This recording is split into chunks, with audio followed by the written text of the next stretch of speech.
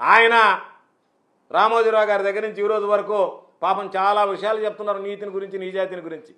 మీకు బుద్ధి అయినా ఉండాలా, మాట్లాడడానికి సిగ్గు అయినా ఉండాలా? బుద్ధి సిగ్గు లేనటువంటి మీ యాజమాన్యం మార్గదర్శి పేరుతో ఈరోజు నియమ నిబంధనలను తొంగలో దొక్కి, ఆర్బీఐ గైడ్లైన్స్ను తొంగలో దొక్కి మీరు యథాచ్ఛగా మీకు లేనటువంటి హక్కును వినియోగించి డిపాజిట్లు వసూలు చేసి ఈరోజు సుప్రీంకోర్టు ముందు దోషిగా నిలబడ్డటువంటి మీ సంస్థ ఈరోజు జగన్మోహన్ రెడ్డి గారి గురించి, జగన్మోహన్ రెడ్డి గారి వ్యక్తిత్వాన్ని హననం చేసేటువంటి విధంగా మాట్లాడడం అనేటువంటిది సిగ్గు చేయటనేటువంటి విషయం అని చెప్పి సందర్భంగా తెలియజేస్తున్నాను. మీరు ఒకసారి గమనించండి, ఈనాడు పత్రిక ఎంత క్రెడిబిలిటీ ఉందో.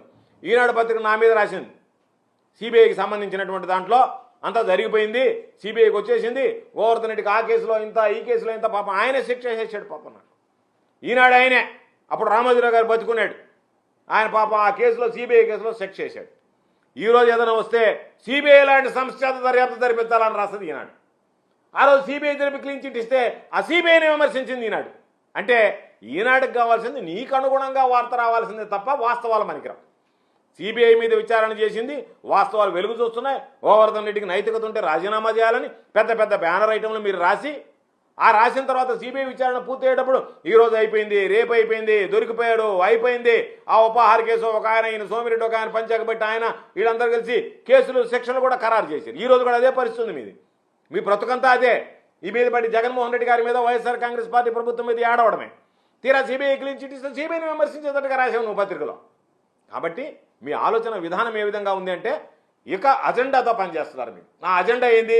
జగన్మోహన్ రెడ్డి గారి మీద బురద తల్లాలా, జగన్మోహన్ రెడ్డి గారు ఒప్పు చేసినా సరే దాన్ని తప్పుగా చూపించాలా, చంద్రబాబు నాయుడు ఎన్ని తప్పులు చేసినా సరే వాటిని ఒప్పులుగా చూపించాలా, చంద్రబాబు నాయుడు అవినీతి అక్రమాలన్నింటినీ పక్కన పెట్టి ఓహో ఆహా అంటా పొగడాలా, జగన్మోహన్ రెడ్డి గారు ఏ మంచి పని చేసినా సరే ఆ పనికి సంబంధించి ఇది కరెక్ట్ కాదు అని చెప్పి జగన్మోహన్ రెడ్డి గారి మీద నిందలు వేయాలనేటువంటి ఆలోచన. కాబట్టి నేను స్పష్టంగా మరొకసారి ప్రజలందరికీ మీడియా ముఖంగా తెలిపేది ఏంటంటే ఇది ఆదానితో సంబంధం లేదు. వైఎస్ఆర్ కాంగ్రెస్ పార్టీ ప్రభుత్వానికి, జగన్మోహన్ రెడ్డి గారికి ఆదానితో సంబంధ బాంధవ్యాలు లేవు. దీనికి సంబంధించి ఈరోజు ఏదన్నా పెట్టుబడులు వస్తే ఆ పెట్టుబడులు వస్తాయేమో, అన్ని పెట్టుబడులు వచ్చాయి అని చెప్పంటే ఆ రోజు ఏం పెట్టుబడులు రాలేదండి.